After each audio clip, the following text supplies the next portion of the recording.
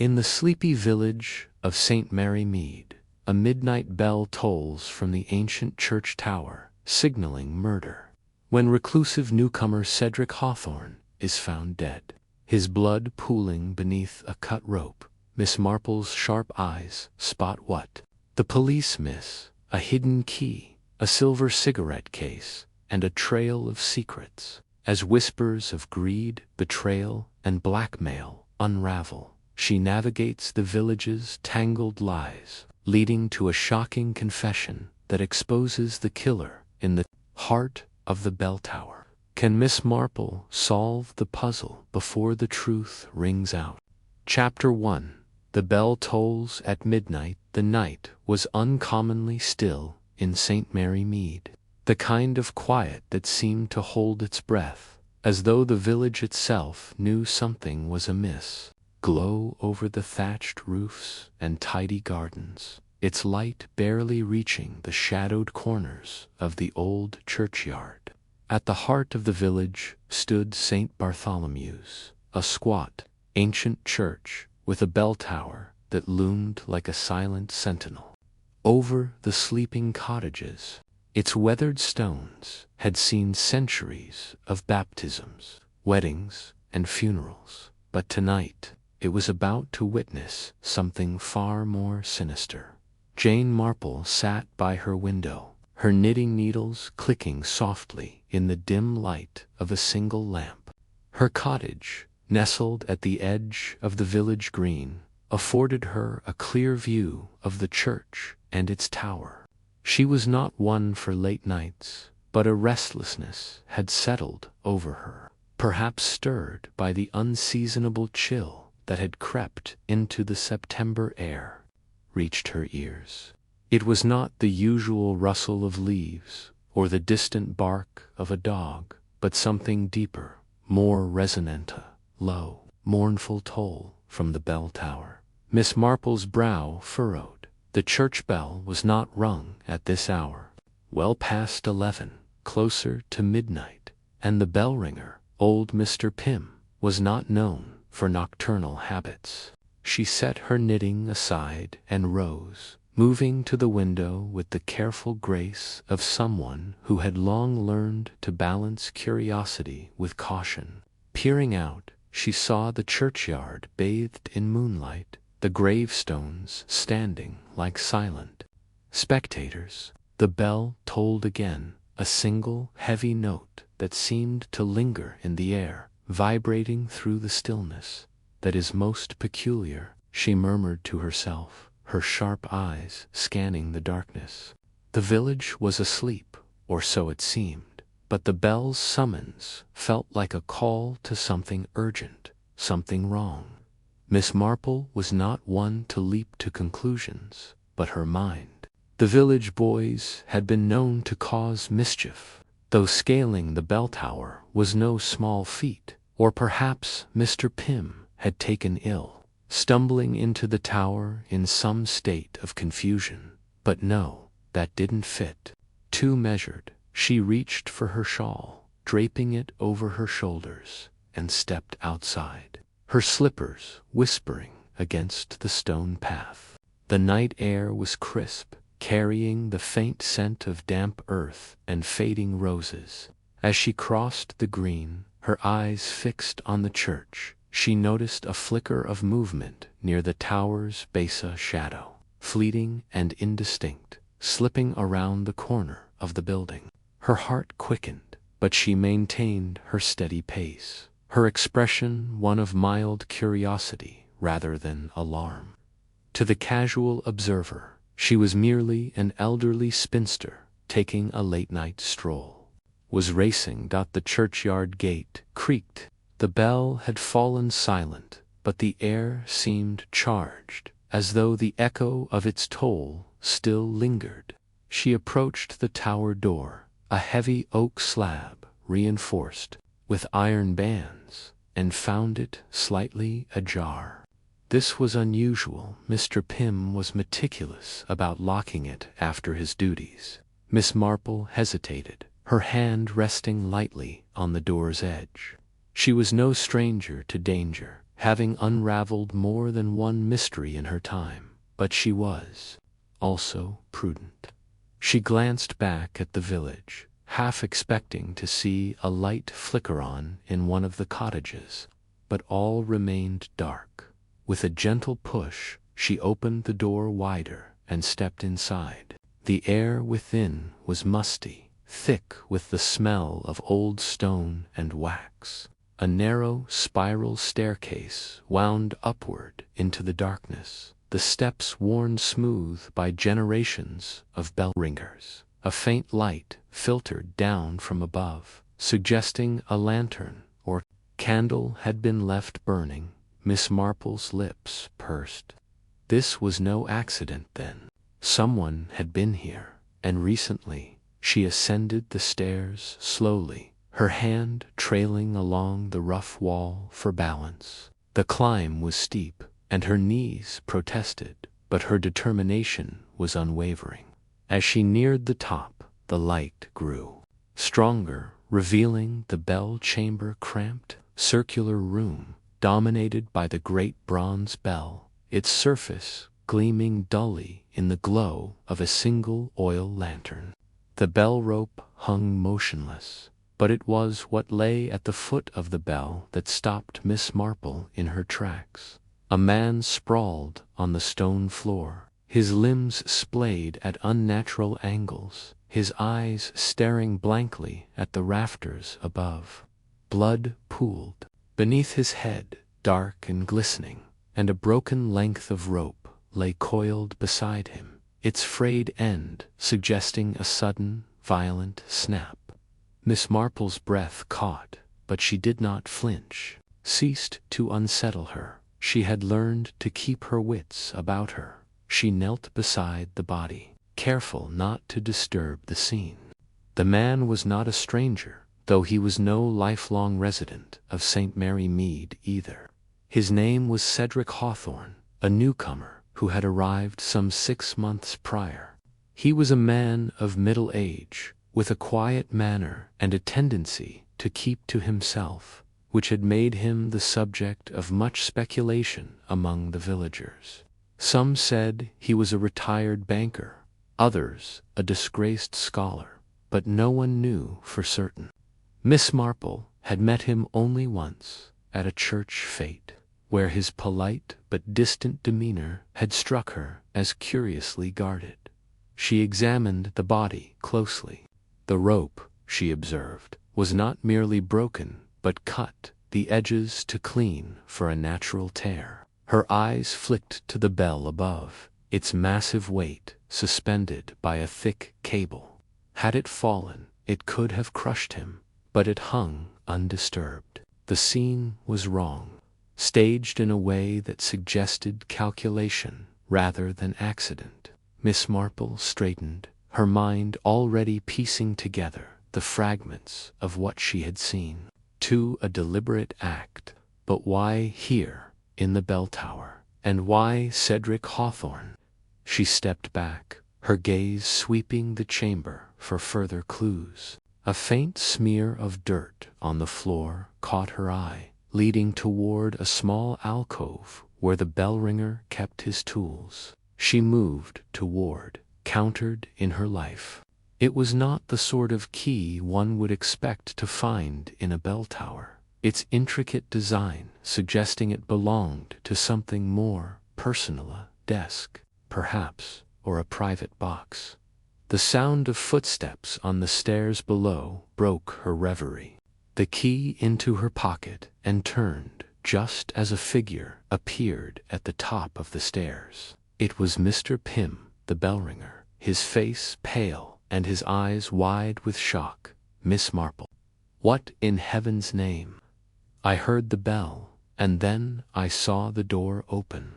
Calm yourself, Mr. Pym, she said gently, though her tone carried an authority that steadied him.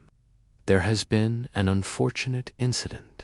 The police at once. Mr. Pym nodded, still staring at the body. Is he dead? I'm afraid so, Miss Marple replied, her voice soft but firm, and I fear this was no accident. As Mr. Pym hurried off to summon help, Miss Marple remained in the bell tower, her eyes lingering on the scene. The village of St. Mary, Mead, for all its quaint charm, was no stranger to secrets, and she had a knack for uncovering them.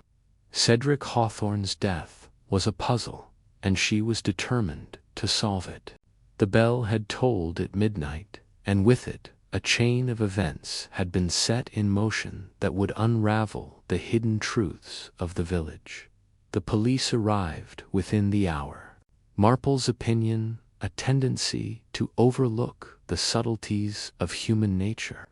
He greeted her with a mixture of respect and exasperation, well aware of her reputation for meddling in matters best left to professionals.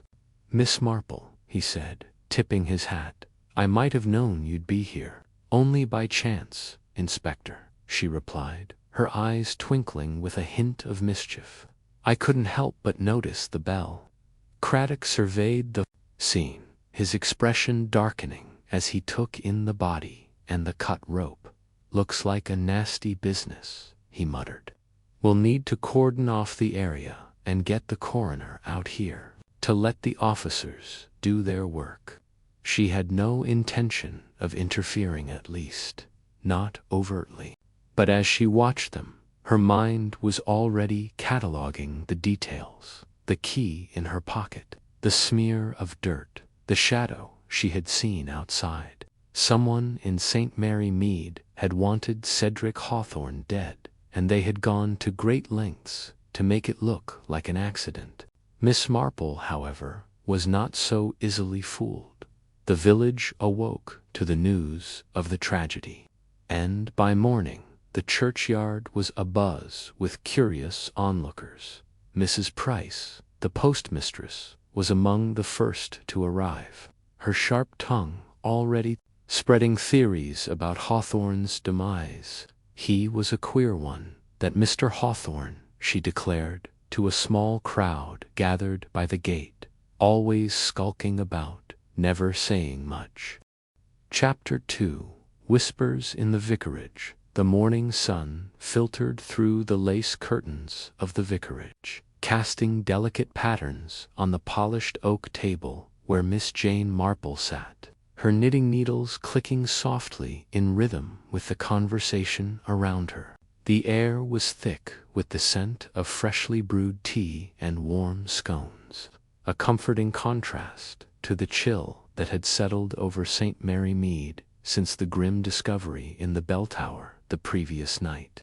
The vicarage tea, a weekly ritual hosted by the vicar's wife, Mrs. Clement, was typically a cheerful affair, filled with the hum of village gossip and the clink of china.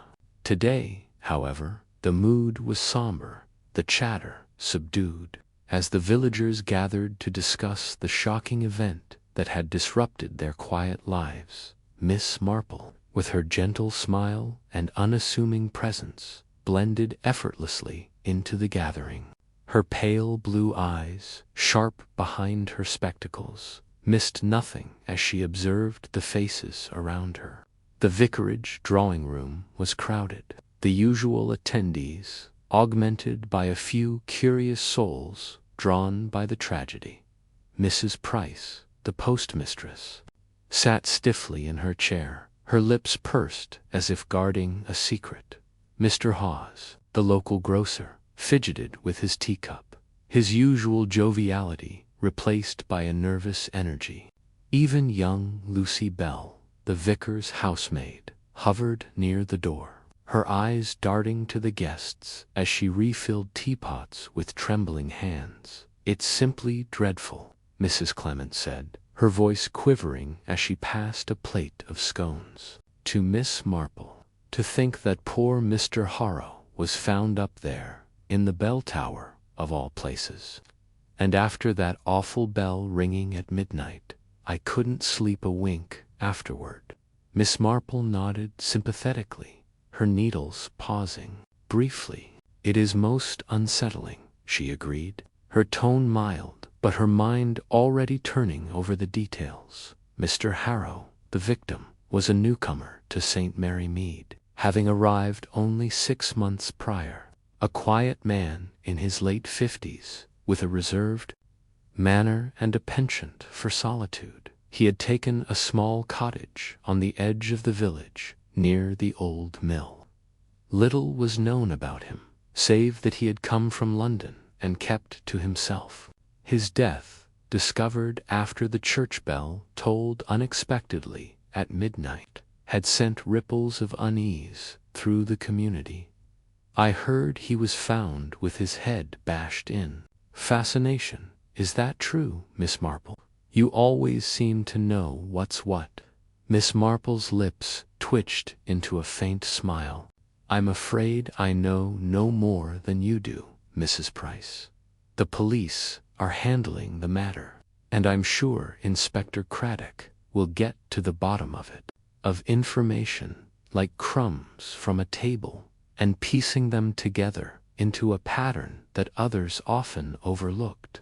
A deep wound on the temple suggesting a violent blow. The bell rope, curiously, had been tampered with, though whether this was connected to the murder was unclear.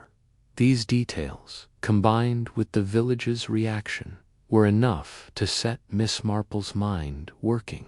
Across the room, Mr. Hawes cleared his throat, his voice louder than necessary. Well, I say it's a disgrace. A stranger comes to our village, and now look murder. I always said he was a queer sort, that Harrow. Never spoke much, always skulking about, probably mixed up in something shady. Oh, come now, Mr. Hawes, Mrs. Clement protested, her cheeks flushing. We mustn't speak ill of the dead. Mr. Harrow was reserved, perhaps, but he attended church regularly and seemed a decent man. Decent, Mr. Hawes snorted. Then why was he up in that bell tower at midnight? No one's supposed to be there after hours. And that bell ringing woke half the village. It did. Miss Marple's needles resumed their rhythm, her expression serene, but her ears attuned to every word. The bell tower, part of St. Mary's ancient church, was rarely used except for Sunday services and special occasions. The bell ringer, old Tom Griggs, was a solitary figure who took his duties seriously, and the idea of the bell tolling unexpectedly was as puzzling as the murder itself. Miss Marple made a mental note to speak with Tom later. His gruff demeanor often hid a wealth of observation. Lucy Bell, the housemaid, edged closer to the table, her young face pale. I heard he was running from something, she said hesitantly, her voice barely above a whisper. My cousin, who works at the post office in Much Benham, said Mr. Harrow got letters from London, all official looking, but he'd burn them in his fireplace. She saw the ashes when she delivered the milk. The room fell silent, all eyes turning to Lucy. Mrs. Price's eyebrows shot up. Burning letters. That's suspicious, if you ask me. What was he hiding? Now, Mrs. Clement said, her tone soothing but strained. We mustn't jump to conclusions. Lucy, dear, perhaps you misunderstood, but Miss Marple's interest was piqued. Burning letters suggested a man with secrets, and secrets, in her experience, were often at the heart of such tragedies. She glanced at Lucy, noting the girl's flushed cheeks and the way her hands twisted in her apron. There was more to this story, she was certain, but pressing the girl now would only make her clam up. Instead, Miss Marple turned to Mrs. Clement. Tell me, my dear, did Mr. Harrow ever mention his past to you or the vicar? Perhaps during one of his visits to the church?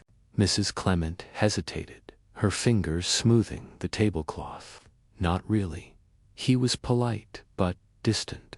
The vicar tried to draw him out once or twice, But Mr. Harrow always changed the subject. He did mention something about working in finance in London, but nothing specific. Finance, Mr. Hawes muttered, as if the word itself were incriminating. Probably swindled someone and came here to hide. Finance was a broad field, and in her long experience, it often provided fertile ground for deceit. She recalled a case from her youth, a distant cousin who had fallen afoul of a shady investment scheme in London. The parallels were vague, but enough to warrant further investigation. As the tea party continued, the conversation shifted to less morbid topics, the upcoming church fete, the new curtains for the village hall, but Miss Marple's thoughts remained on Mr. Harrow. The villagers' reactions were telling: suspicion, fear, and a touch of defensiveness, as if each were guarding their own small secrets. She noticed, too, the absence of certain regulars. Mrs. Langley, the widow who lived near the church, had sent her apologies, claiming a headache, and Mr. Carver, the local solicitor, had left early, his face drawn and his manner distracted. Miss Marple filed these observations away, knowing that even the smallest detail could prove significant. After the tea, Miss Marple excused herself and stepped into the vicarage garden, where the air was crisp and the roses bloomed in defiant bursts of color against the autumn chill. She stood by the low stone wall, her eyes drifting to the church across the lane. The bell tower loomed against the gray sky, its ancient stones weathered but imposing. The village's peace and set this mystery in motion. Miss Marple, she turned to find Mrs. Clement approaching, a shawl wrapped tightly around her shoulders. The vicar's wife looked troubled, her usual composure frayed. "Leonard, my husband saw Mr. Harrow arguing with someone in the churchyard a few days ago. He couldn't hear what was said, but it looked heated." Double quotes. Miss Marple's eyes sharpened. Did he recognize the other person? Mrs. Clement hesitated, glancing toward the vicarage, as if afraid of being overheard. "He thinks it was Mr. Carver, but please don't mention it to anyone. Leonard doesn't want to cause trouble." "Of course," Miss Marple said, her tone reassuring. "I appreciate your trust, my dear. I shan't breathe a word." As Mrs. Clement returned to the house, Miss Marple lingered in the garden, her mind piecing together the fragments of what she had learned. An argument in the churchyard, burnt letters, a tampered bell rope, and a village full of whispers each was a thread in a tapestry she was only beginning to unravel. Mr. Death was no random act, she was certain. Someone in St. Mary Mead had a secret worth killing for, and Miss Marple intended to find out who. She walked slowly toward the church, her steps measured but purposeful. As she approached, she noticed Tom Griggs emerging from the side door, his weathered face set in a scowl. He carried a coil of rope over his shoulder, and his hands were smudged with dirt. "Tom," Miss Marple called, her voice bright but laced with curiosity. He grunted, barely glancing at her. "Afternoon, Miss Marple. No time to chat, work to do." "Of course," she said, undeterred. It must be difficult, keeping the bell tower in order after such a tragedy. That bell ringing last night was quite a shock. Tom's eyes flicked. To her, a flicker of unease crossing his face. "Wasn't me ringing it," he said gruffly. "I was at the Red Lion till closing. Ask anyone." Tom muttered something unintelligible and hurried off, leaving Miss Marple to gaze up at the tower. Chapter 3. A Locked Door and a Broken Rope. The morning sun filtered through the ancient yew trees that guarded St. Mary Mead's churchyard. of quiet routine buzzed with an undercurrent of unease. The unexpected tolling of the midnight bell had roused more than just sleepless villagers. It had summoned a grim discovery that now held the community in its grip. Miss Jane Marple, her knitting needles tucked neatly into her basket, walked with a purposeful stride toward the church, her sharp eyes taking in every detail of the scene unfolding before her. The bell tower, a squat, weathered structure attached to the medieval church, stood apart from the main building, its heavy oak door slightly ajar. A small crowd of villagers lingered nearby, their whispers forming a soft hum that mingled with the rustle of leaves. Constable Higgs, a young man with a nervous habit of adjusting his helmet, stood guard at the entrance, his face pale but resolute. Beyond him, Inspector Craddock's familiar figure moved with brisk efficiency, his notebook open as he surveyed the scene. Miss Marple noted the tension in his shoulders, the slight frown creasing his brow. This was no simple accident, she thought, and the locked door and broken rope mentioned in hushed tones by the villagers only deepened her curiosity. "Good morning, Inspector," Miss Marple said, her voice gentle but carrying the weight of someone accustomed to being heard. She paused at the edge of the churchyard, her blue eyes twinkling with a mix of sympathy and keen interest. "A troubling business, I hear?" Craddock turned, his expression softening slightly at the sight of her. He had worked with Miss Marple before, and knew better than to underestimate the unassuming spinster. "Miss Marple," he greeted, tipping his hat. "Troubling, indeed. A man found dead in the bell tower, and not by natural causes, I'm afraid. The door was locked from the inside, and the bell ropes been tampered with. It's a puzzle, and I don't mind admitting it." Miss Marple nodded, her lips pursed thoughtfully. "A locked door and a broken rope," she murmured, almost to herself.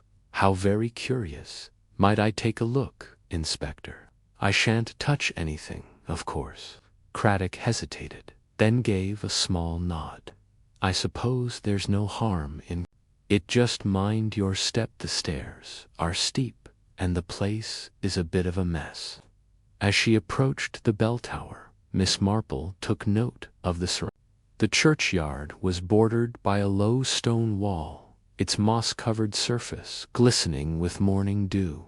A narrow path wound around the tower, barely wide enough for two people to pass. She noticed a few trampled blades of grass near the base of the tower, as if someone had stood there recently, perhaps watching or waiting. Filing this away, she stepped through the oak door, which creaked ominously on its ancient hinges. Inside, the air was cool and musty, heavy with the scent of old stone and damp wood. Miss Marple bent slightly, her eyes narrowing as she examined the rope without touching it. The fibers were uneven, not cleanly sliced but torn, suggesting force rather than precision. Taken to the village doctor for examination, but the scene remained largely undisturbed. A chalk outline marked where the victim, Mr. Reginald Hawthorne, had been found, sprawled at the foot of the stairs. Miss Marple's gaze lingered on the outline, picturing the manna reclusive newcomer who had arrived in St. Mary Mead only 6 months prior. He had kept to himself, renting a modest cottage on the edge of the village and rarely joining in local events. His reticence had sparked curiosity, and now, it seemed, something far darker. "Inspector," Miss Marple called softly, her voice echoing in the stone chamber. Craddock appeared at the doorway, his notebook still in hand. "This rope do you think it was cut before or after the bell tolled?" Craddock frowned, clearly caught off guard by the question. "We're not sure yet. The rope was found like this, and the bell rang at midnight, according to the villagers. Why do you ask?" "Oh, just a thought," she replied airily, her tone betraying none of the connections forming in her mind. "And the door, was it truly locked when you arrived?" "Locked tight," Craddock confirmed. "We had to break it open. The key was found in Hawthorne's pocket, which makes things even stranger. No one else could have locked it from the outside, unless they had a second key." Miss Marple nodded, her eyes drifting to the lock itself. It was an old, heavy mechanism, rusted in places, but still functional. The keyhole was scratched, as if someone had fumbled with it in haste. She made a mental note of this, along with the faint scuff marks on the stone floor near the door. They were subtle, easily overlooked, but to Miss Marple they were as telling as a shouted confession as she climbed the spiral staircase, her steps slow and deliberate. She considered the bell tower's layout. The stairs led to a small platform where the bell hung, its massive bronze form suspended by thick beams. The bell rope, or what remained of it, dangled uselessly from the mechanism above. Railing. The platform was cramped, barely large enough for two people to stand comfortably. A single narrow window let in a sliver of light. She leaned closer to the window, noting its rusted latch and the cobwebs clinging to its frame. It hadn't been opened in years, she surmised, which ruled out one possible entry point. Her gaze fell to the floor, where a thin layer of dust coated the wooden planks. Most of the platform was disturbed, likely by the police and the doctor. But in one corner, near the bell's support beam, she spotted something curious. A single, clear footprint, smaller than a man's, pressed into the dust. It was faint, almost invisible, but unmistakable to her trained eye. She crouched, careful not to disturb it, and studied the shape. A woman's shoe, perhaps, or a small man's. The tread was modern, not the heavy boots of a bellringer. She filed this away, to her mind weaving a tapestry of possibilities. Descending the stairs, Miss Marple rejoined Craddock outside. The crowd had grown slightly, with Mrs. Price, the postmistress, and Mr. Hayworth, the greengrocer, exchanging hushed theories. Miss Marple caught snippets of their conversation, words like stranger and bad business, and smiled faintly. Village gossip, while often exaggerated, could be a treasure trove of half-truths. "I understand he's been tending the bell for years." Craddock nodded. "We have. He says he was at the Red Lion last night, drinking with some of the lads. Claims he didn't come near the church until this morning." "And do you believe him?" Miss Marple's tone was light, but her eyes were sharp. Craddock hesitated. "His story holds up, for now. Several people saw him at the pub, but he's a rough sort, and he didn't much like Hawthorne. Said the man was too nosy about the church accounts." Miss Marple's eyebrows lifted slightly. "The church accounts? How interesting. I suppose Mr. Hawthorne was a man of many questions." "Seems that way," Craddock said, jotting a note. "We're looking into his background, but it's slow going. He didn't leave much of a trail." Miss Marple nodded, her thoughts drifting to the victim. Reginald Hawthorne had been a quiet man, but not invisible. She recalled seeing him at the village shop, always polite but distant, his gray eyes scanning the shelves as if searching for something more than tinned peas. There had been a watchfulness about him, a sense that he was observing more than he let on, and now, it seemed, someone had taken exception to that WATCHFULNESS as she left the churchyard. Miss Marple's mind was alive with questions. The locked door suggested an impossible crime, yet the broken rope hinted at deliberate sabotage. The footprint in the dust was a whisper of truth, a clue that someone had been in the bell tower who shouldn't have been. And then there was Mr. Gibbs, the bell ringer, whose alibi was solid but whose dislike of the victim was clear. She thought of the vicarage tea she would attend later that day, where tongues would surely loosen over cups of Earl Grey. Villagers, she knew, could not resist sharing what they knew or thought they knew. The rest of the morning passed in a blur of routine. Miss Marple tended her roses, her fingers deftly pruning the overgrown stems while her mind worked through the puzzle. She thought of her nephew Raymond, who often teased her about her village parallels, as he called them.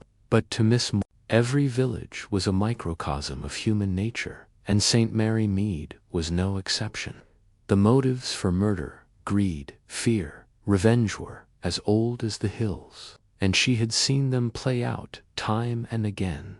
By midday she had made her way to the vicarage, where Mrs. Clement, the vicar's wife, was hosting a small gathering. The table was laden with scones and jam, and the air was thick with the scent of brewed tea. Miss Marple took her usual place by the window, her knitting in her lap, and listened as the conversation inevitably turned to the morning's grim discovery. "It's dreadful, simply dreadful," Mrs. Price said, her voice trembling with a mix of fear and excitement. "To think it happened right here in our church." Chapter 4. The Widow's Tale. The late autumn sun hung low over St. Mary Mead, casting long shadows across the cobblestone path that wound toward the cottage of the late Mr. Reginald Harrow. Miss Jane Marple, her black shawl pulled tightly against the chill, walked with a measured pace, her eyes sharp despite the gentle stoop of her shoulders. The village was still reeling from the discovery of Harrow's body in the bell tower 2 days prior, and whispers of suspicion had begun to weave through the hedgerows and tea-rooms like ivy. Miss Marple, ever observant, had decided that the widow, Mrs. Clara Harrow, was the logical next step in untangling the mystery. The cottage, a modest affair with ivy-clad walls and a sagging thatch roof, stood at the edge of the village, where the lane dipped into a quiet hollow. Its windows were shuttered, and the garden, once meticulously tended, now bore the unkempt look of neglect. Wilted roses drooped over the fence, and weeds choked the flower beds. Miss Marple paused at the gate, her gloved hand resting on the latch, and noted the faint curtain twitch in the parlor window. "Good. That means she's nervous." She knocked softly, the sound barely carrying in the still air. Mouth. Her dark hair was pulled into a severe bun, and her black morning dress seemed to swallow her frame. Her eyes, red-rimmed but wary, met Miss Marple's with a flicker of unease. "Good afternoon, Mrs. Harrow," Miss Marple said, her voice gentle but firm, as if addressing a skittish child. "I hope I'm not intruding. I thought it only proper to pay my respects." Clara hesitated, her fingers tightening on the doorframe. "Miss Marple, isn't it? I wasn't expecting visitors." Her voice was low, with a faint tremor that might have been grief or something less straightforward. "Oh, my dear, I shan't stay long," Miss Marple said, her smile disarming. "But in a village like ours, we look after one another, don't we? May I come in?"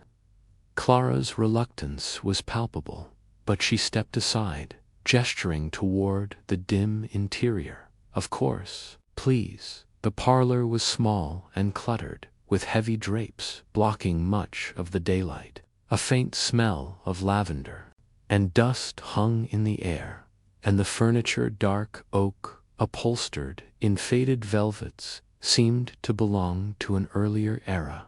Miss Marple settled into a chair near the hearth, where a weak fire sputtered, and placed her knitting bag on her lap. She made no move to knit, however. Her hands rested calmly, her eyes taking in every detail: the chipped teacup on the sideboard, the stack of unopened letters, the faint smudge of ink on Clara's left hand. "I'm so very sorry about your husband," Miss Marple began, her tone soft but probing. "It must be a dreadful shock." Clara sat opposite, her hands twisting. In her lap. "It is." Reginald was. He was a private man, kept to himself, mostly. "I never imagined." Her voice trailed off, and she looked toward the window, as if expecting someone to appear. Miss Marple tilted her head, her expression one of quiet sympathy. "It's always the quiet ones, isn't it? You never quite know what's going on in their minds." Reginald wanted a quieter life, away from the city. London. "I daresay St. Mary Mead must feel like another world. Did you find it difficult to adjust?" Clara's lips pressed into a thin line. "It was different." Reginald liked the solitude. He spent a lot of time reading, writing letters. He wasn't one for village life, not like me. Miss Marple nodded, her fingers brushing the handle of her knitting bag. "And yet he was found in the Belltower. Such a curious place for a man who preferred solitude. Do you know what might have drawn him there?" Clara's hands stilled, and her gaze darted to Miss Marple, then away. "I've no idea. He never mentioned the church. He wasn't religious, not really. I told the inspector as much." "Oh, Inspector Craddock," Miss Marple said lightly, as if discussing the weather. "Such a thorough man, isn't he, I expect? He's asked you all sorts of questions. It must be so trying." Clara's shoulders stiffened. "He's been kind enough, but there's nothing I can tell him. Reginald went out that evening, said he had business to attend to. I didn't think anything of it until the bell rang. Business at midnight in St. Mary Mead." She made a mental note, but pressed on gently. "It's so hard to lose someone so suddenly. I remember when my dear friend Mrs. Bantry lost her husband. Oh, the stories she told me about their early days. Did you and Mr. Harrow have a long courtship?" Clara's expression softened, though her eyes remained guarded. "Not so long. We met in London at a charity event. He was charming in his way, quiet but thoughtful. We married within the year." "How romantic," Miss Marple said, her tone warm but her mind racing. "A year, and yet so little known about him. And did he have family here? Friends, perhaps, from his London days?" "No family," Clara said, her voice clipped. "He was an only child, and his parents passed years ago. As for friends, he didn't keep in touch with many. He preferred it that way." Miss Marple nodded, her fingers tapping lightly on her bag. "I see. And you, my dear? Do you have family nearby to support you through this?"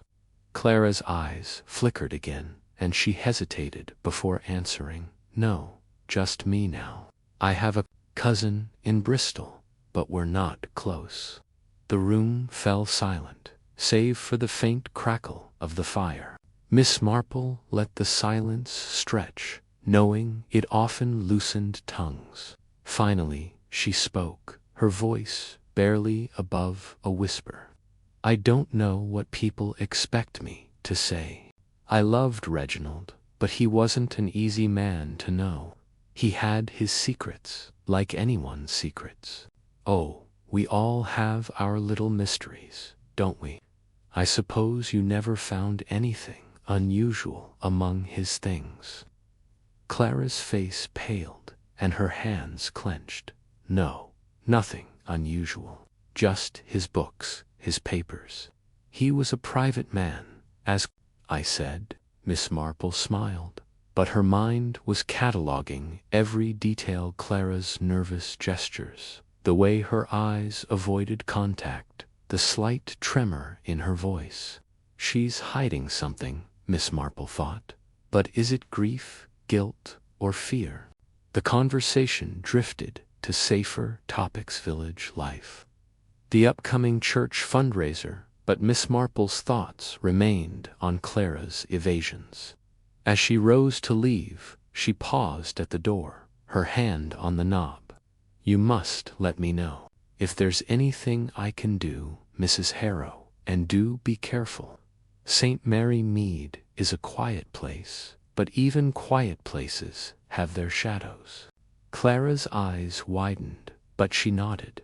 Thank you, Miss Marple. As Miss Marple stepped back into the crisp autumn air, she felt the familiar tingle of intuition.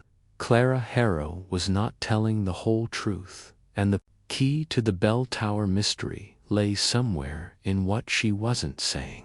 Miss Marple adjusted her shawl and set off toward the village, her mind already piecing together the next steps. Whose alibi seemed less certain with every passing hour. The lane back to the village was quiet, save for the rustle of leaves underfoot. Miss Marple walked slowly, her eyes scanning the hedgerows, but her thoughts were elsewhere. Clara's nervous demeanor reminded her of a young woman she'd known years ago, a governess who'd been caught in a web of deceit not unlike this one.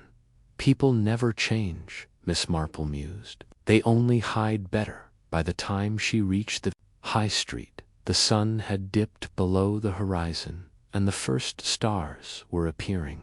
The church loomed in the distance, its bell tower a dark silhouette against the twilight sky.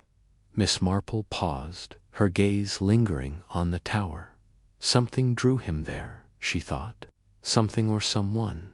The next morning, Miss Marple sat in her parlor, a cup of tea cooling on the table beside her. Her knitting lay untouched, though her fingers itched to pick up the needles. Instead, she was turning over the details of her visit to Clara Harrow. The widow's reluctance to speak of her husband's past, her quick dismissal of his habits, and that fleeting look of fear when Miss Marple mentioned the bell tower. It all pointed to a deeper story. She rose and crossed to her writing desk, where she kept a small notebook for such occasions. In neat, precise handwriting, she jotted down her observations. Clara Harrow, nervous, evasive, knows more than she admits. Letters unopened. Why? Check. Postmistress Reginald Harrow, private. No local ties. Business at midnight. Unlikely in St. Mary Mead, as she wrote. A knock at the door interrupted her thoughts. It was Mrs. Price, the postmistress, who had agreed to stop by on her way to the shop. Mrs. Price was a stout woman with a penchant for gossip, and Miss Marple knew she'd be a treasure trove of information. Good morning, Miss Marple. Mrs. I brought these from the farm. Thought you might like them. How kind of you, Miss Marple said, ushering her to a seat. I was just thinking about poor Mrs. Harrow. It must be so hard for her, all alone in that cottage.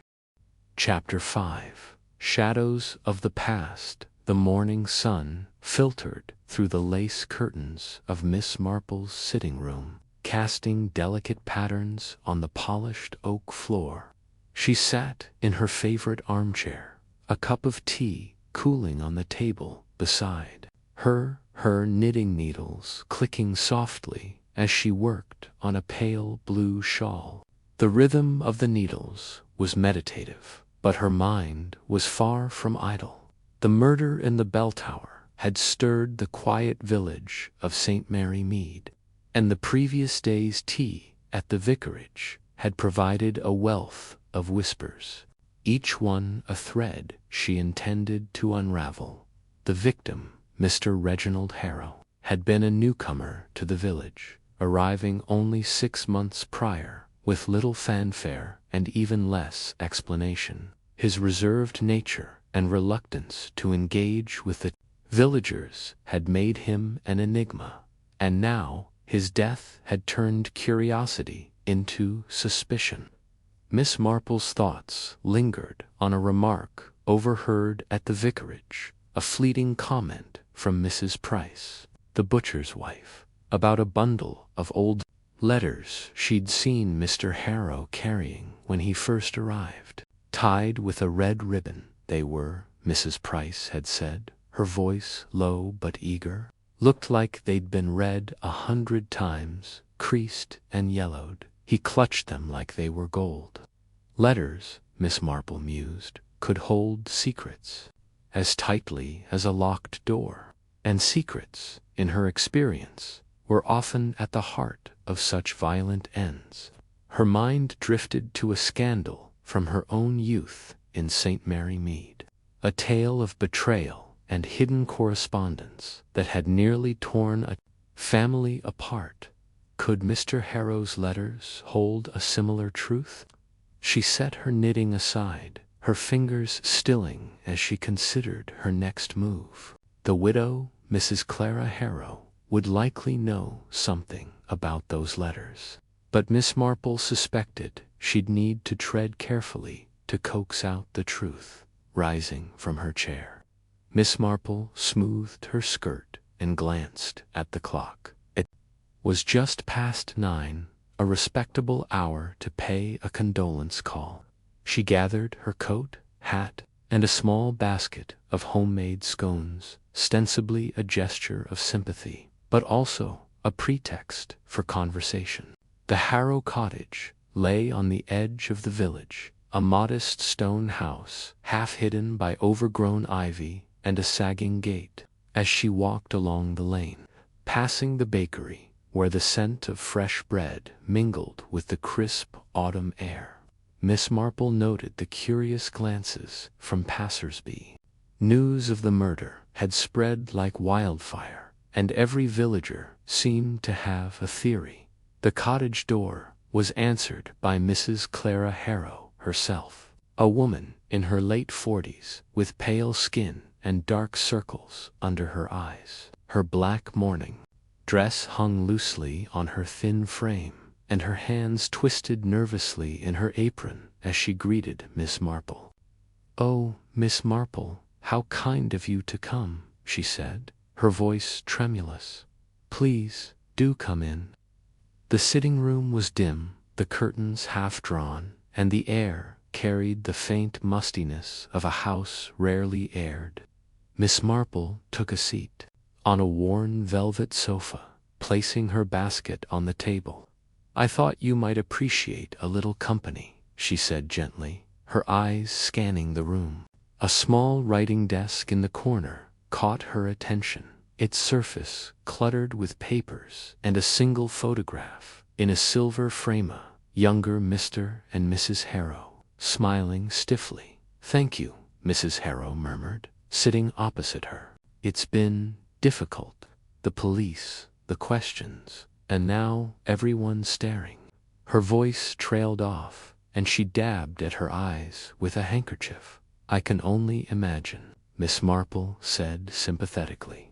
"It must be dreadful, losing your husband so suddenly, and in such a shocking way. Had he been troubled by anything recently? Any worries that might have kept him up at night?" Mrs. Harrow's hands stilled, and for a moment her gaze flickered toward the writing desk before returning to Miss Marple.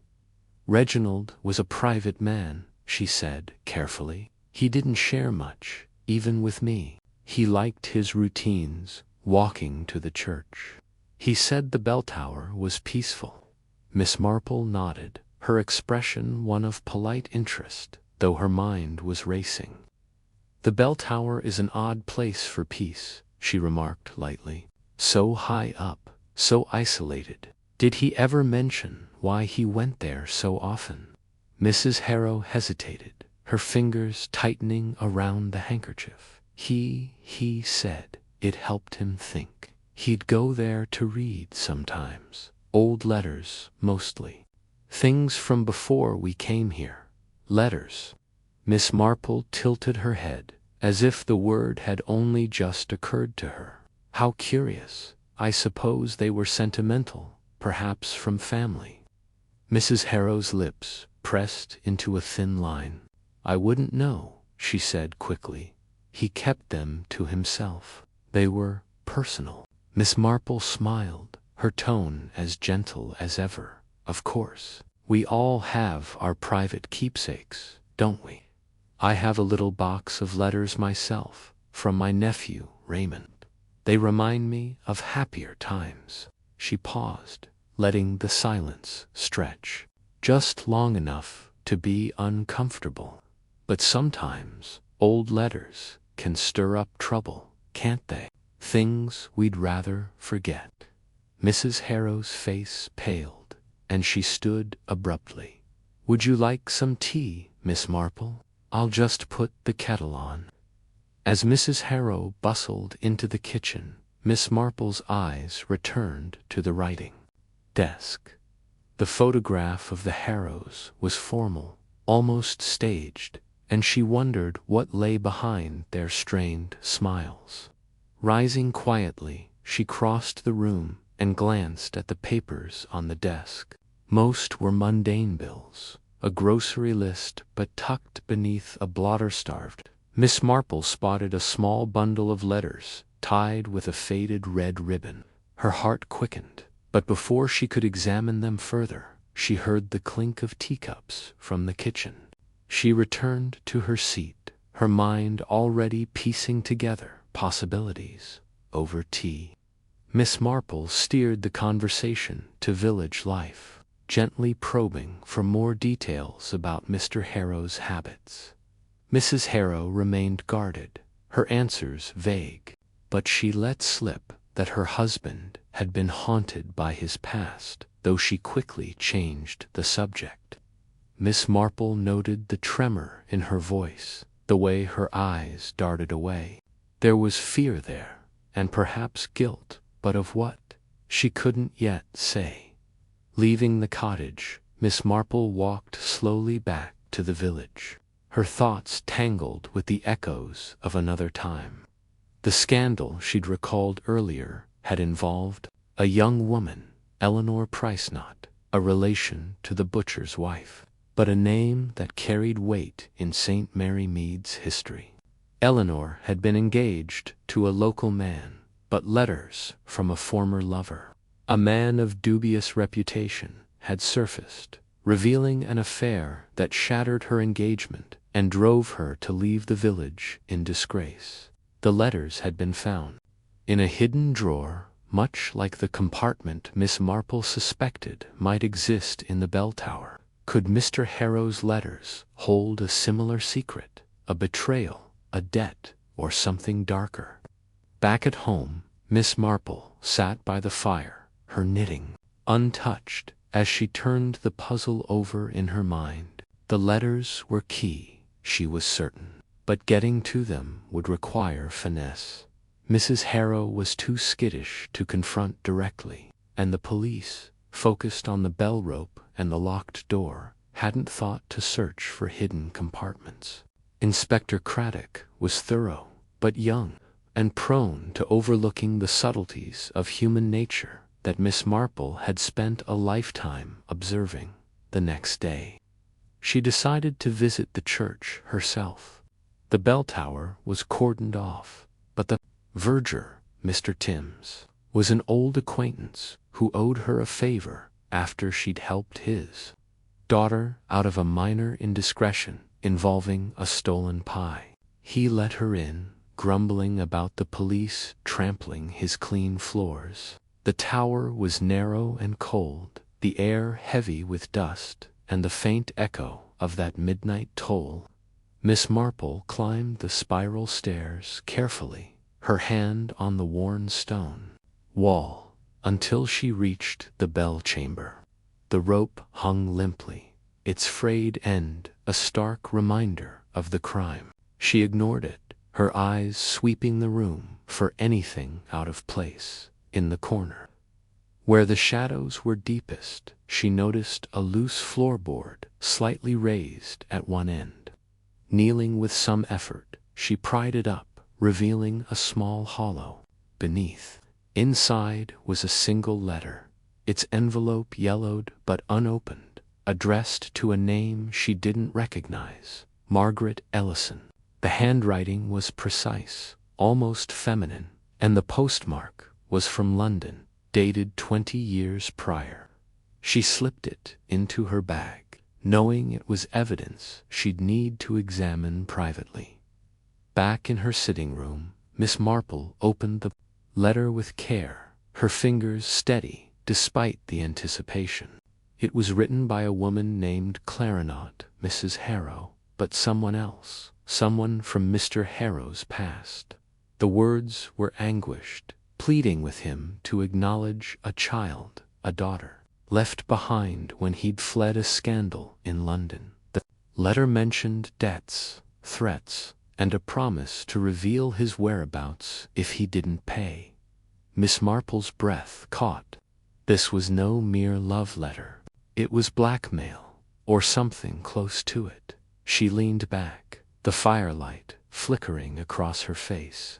The scandal of Eleanor Price had taught her that secrets buried in letters never stayed buried forever.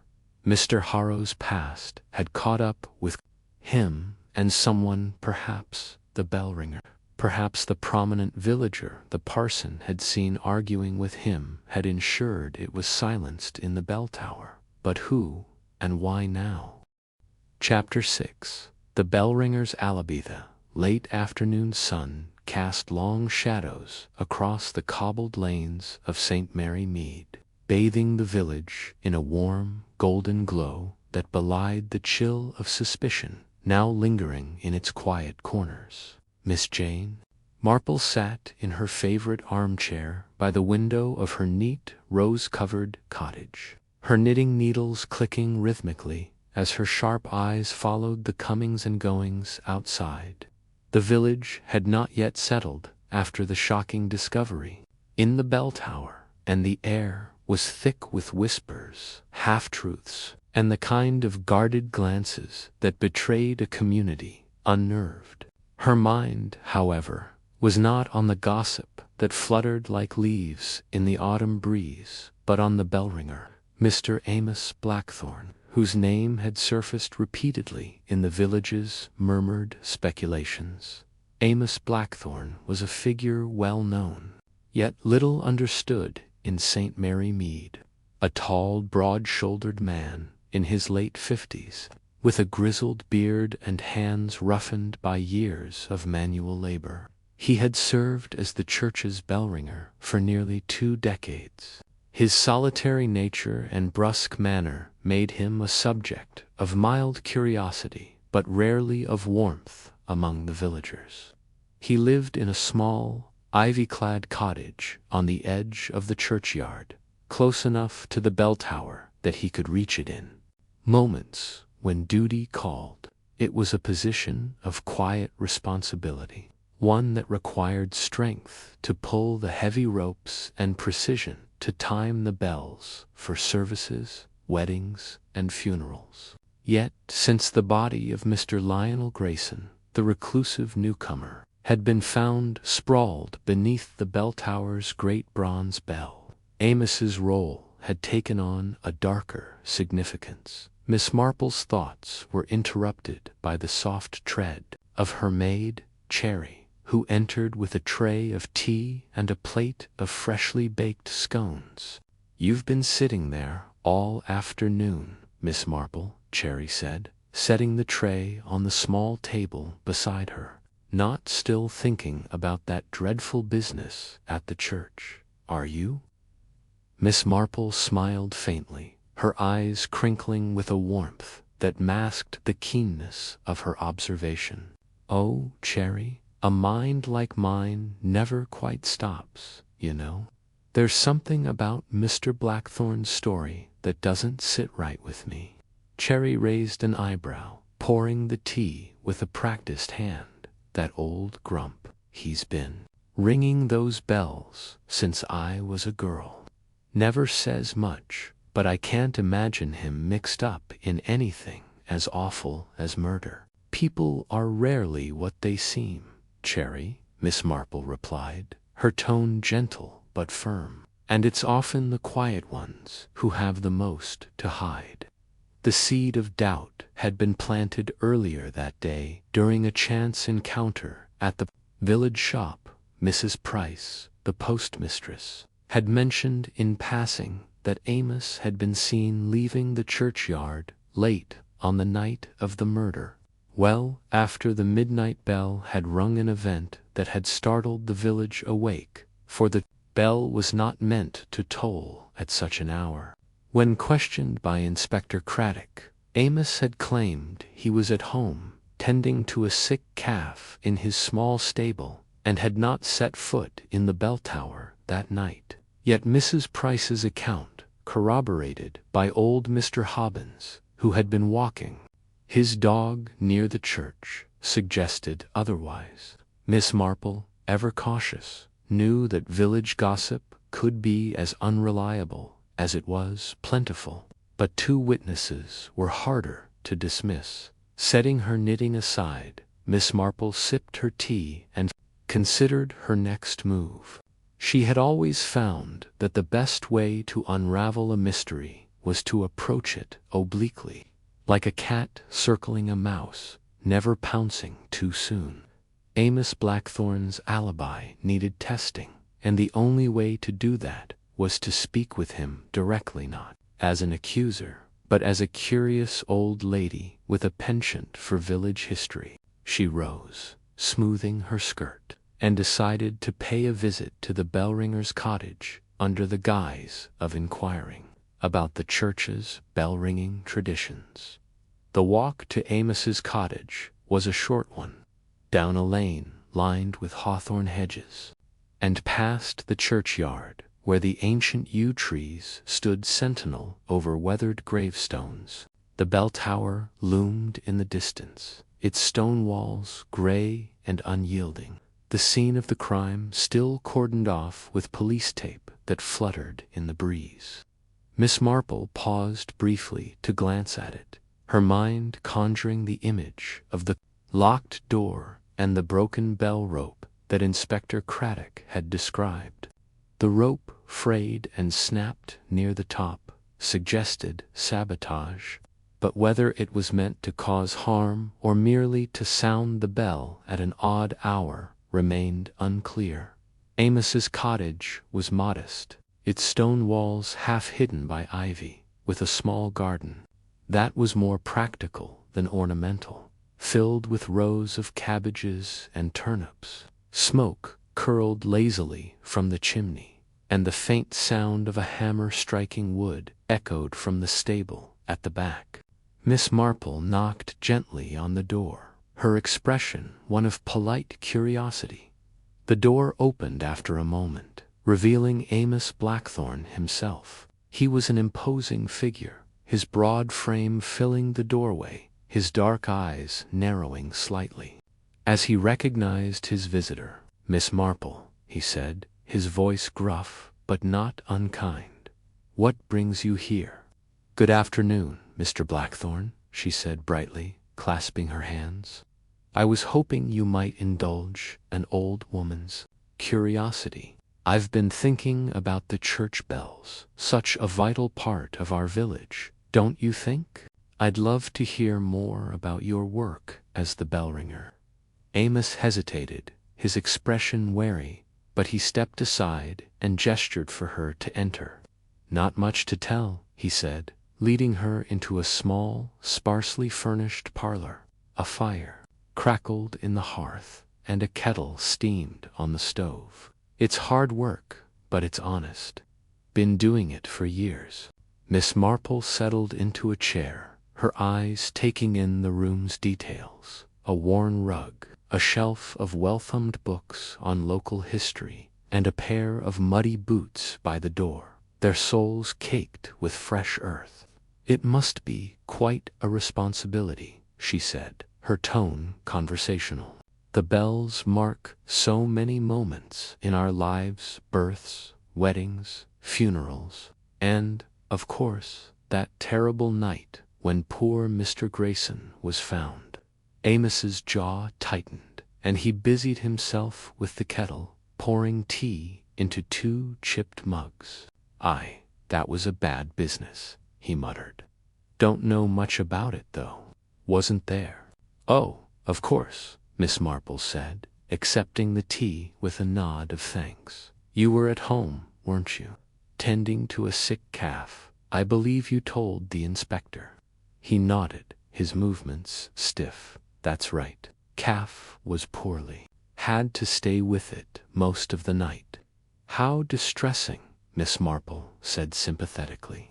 "It must have kept you quite busy, though I suppose you'd have heard the bell when it rang at midnight. It woke half the village, after all." Amos's hand paused on his mug, and for a moment his eyes flicked to hers, sharp and searching. "Didn't hear it," he said curtly. "Was in the stable." Thick walls. Miss Marple tilted her head, her expression one of mild surprise. "Really? How curious. I'd have thought the bell's sound would carry even to your stable. It's not so far from the church, after all." He shrugged, his gaze dropping to the fire. "Didn't hear nothing. Too busy with the calf." She sipped her tea, letting the silence stretch. Amos was not a man given to idle chatter, but his terseness betrayed a discomfort that intrigued her. She thought of young Tommy Pierce, the butcher's boy from her youth, who had once lied about stealing apples from the vicarage orchard. Story had been convincing enough, but he'd fidgeted with his cap and avoided her eyes, just as Amos was avoiding hers now. It was a small thing, but small things, Miss Marple knew, often led to larger truths. "Tell me," she said, changing tack, "how does one become a bell? It seems such a specialized skill. Did you learn it here in St. Mary Mead?" Amos relaxed slightly, perhaps relieved to move away from the night of the murder. "My father was a bell ringer in Chipping Cleghorn," he said. "Taught me when I was a lad. Moved here after he passed. Took over the bells when old Mr. Stokes retired." "How fascinating," Miss Marple said, her eyes bright with interest. "And the bell tower itself, such an old structure. I imagine you know every nook and cranny of it." "Aye," he said, a note of pride creeping into his voice. "Know it better than anyone. Every rope, every beam, including the lock on the door," she asked innocently. "Inspector Craddock mentioned it was locked when they found Mr. Grayson." Quite a puzzle. That Amos's expression darkened again, and he set his mug down with a clink. "Don't know about that," he said. "I lock the tower after every ringing. Always do. Whoever got in there must have had a key." Miss Marple nodded thoughtfully. "Yes, that does seem likely. Though I suppose someone could have tampered with the locker. Perhaps there's another way in. An old place like that might have its secrets." He grunted, neither confirming nor denying, and she sensed she had pressed as far as she could for now. Thanking him for the tea, she rose to leave, her mind already turning over the conversation. The muddy boots by the door had caught her attention. Again, as she stepped outside, the earth was fresh, as if Amos had been out that morning, yet he'd made no mention of leaving the cottage. And the stable, she noted as she passed it, was quiet, no sign of a calf, sick or otherwise. Chapter 7. A clue in the dust. the morning sun filtered through the ancient yew trees that guarded St. Mary Mead's churchyard, casting dappled shadows on the worn stone path leading to the bell tower. Miss Jane Marple, her straw hat perched neatly on her silver hair, walked with a measured step, her black lace-up shoes crunching softly on the gravel. She carried a small basket of flowers, ostensibly to place on a grave, but her sharp eyes were fixed on the squat, ivy-covered tower ahead. The events of the past few days, the unexpected tolling of the midnight bell, the discovery of Mr. Reginald Harrow's body slumped beneath the bell ropes, and the whispers of foul play had stirred the village into a quiet frenzy. Miss Marple, however, was not one for frenzy.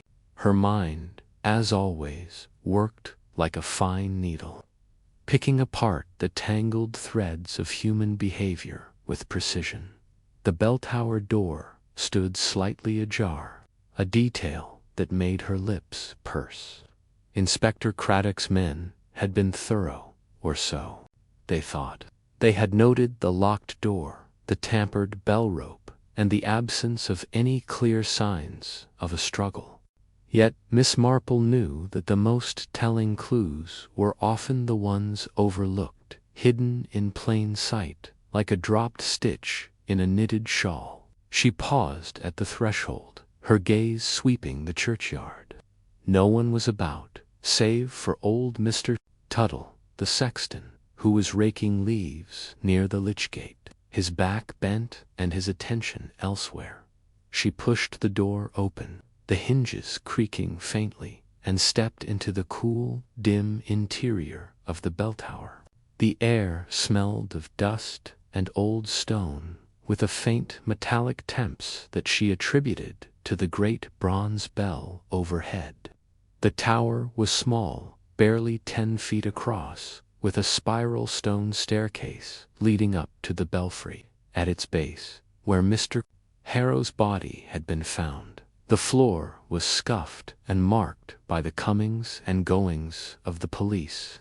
Miss Marple's eyes, however, were drawn to the edges of the room, where the dust lay thicker. Undisturbed by heavy boots, she set her basket down and knelt, her knees protesting only slightly, for she was spry for her age. The dust was a soft, gray blanket, broken here and there by footprints, most of them broad and heavy, likely from Inspector Craddock's constables. But there, near the base of the staircase, was something different, a single faint footprint, smaller and narrower, with a distinct heel mark that suggested a woman's shoe. Miss Marple tilted her head, her mind flicking through possibilities. The police had not mentioned this. Had they missed it entirely, or had they dismissed it as irrelevant? She reached into her basket, retrieving a small magnifying glass she kept for just such occasions, and leaned closer.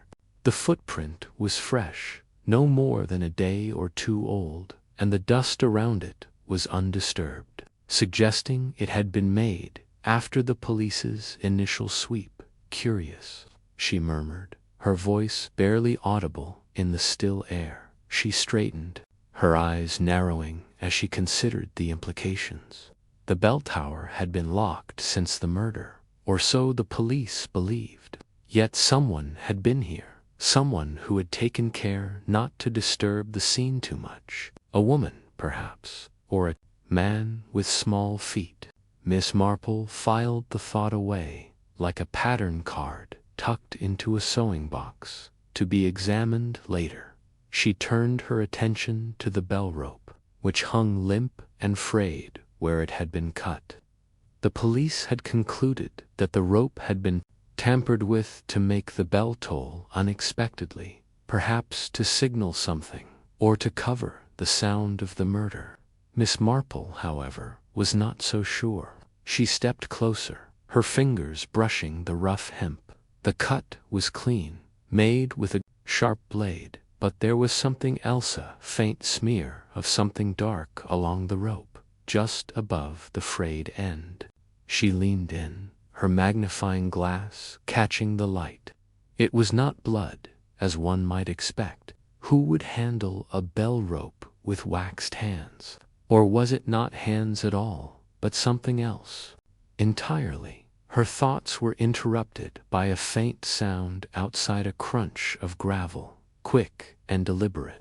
Miss Marple froze, her senses sharp. She slipped the magnifying glass back into her basket and moved to the door, peering out.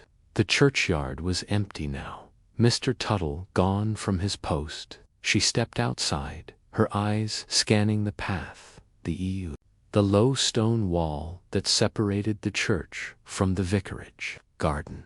Nothing. Yet the feeling of being watched prickled at the back of her neck, a sensation she had learned to trust over the years. She returned to the tower, her mind working swiftly. The footprint, the waxy smear, the sense of someone nearby, all pointed to a puzzle that was far from solved. She thought of the village, of the faces she had seen at the vicarage tea 2 days prior. Mrs. Harrow, the victim's widow, with her nervous hands and evasive answers. Mr. Cobb, the bell-ringer, whose gruff demeanor hid a story that didn't quite add up. The vicar, Mr. Pennington, who had seemed more troubled than usual, his eyes darting to the bell tower whenever it was mentioned. And then there was Miss Clara Bell, the spinster who lived in the cottage by the green, who had been unusually quiet at the tea, her sharp eyes watching everyone. Miss Marple knew better than to dismiss anyone in St. Mary Mead.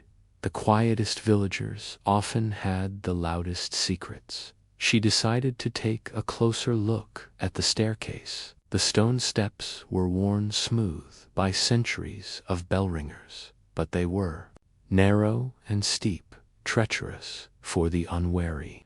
She climbed carefully, one hand on the cold wall for balance, until she reached the belfry. The great bell hung silent, its bronze surface gleaming faintly in the light that filtered through the windows. The floor here was cleaner, swept regularly by Mr. Cobb, but there was still a thin layer of dust in the corners. Miss Marple's eyes swept the space, noting the neatly coiled ropes, the small stool where the bell-ringer sat, and a single wooden beam that ran across the ceiling, supporting the bell's frame. It was then that she saw it, a small, glinting object caught in a crack in the beam. Or she reached up, her fingers brushing against something cold and metallic. With care, she worked it free. A tiny silver button, no larger than a sixpence, with a delicate floral design etched into it. She turned it over in her hand, her mind racing. She had seen a button like this before, though she couldn't quite place where. Was it on a coat, a dress? She slipped the button into her pocket, resolving to compare it to the wardrobes of St. Mary Mead's residence. As she descended the stairs, her thoughts turned to the victim, Mr. Reginald Harrow, a newcomer to the village. He had kept to himself, living in a modest cottage at the edge of the green.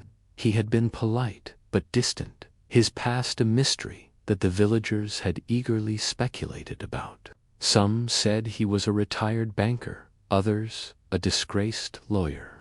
Miss Marple had her own suspicions, sparked by a chance remark at the vicarage about old letters found in his cottage.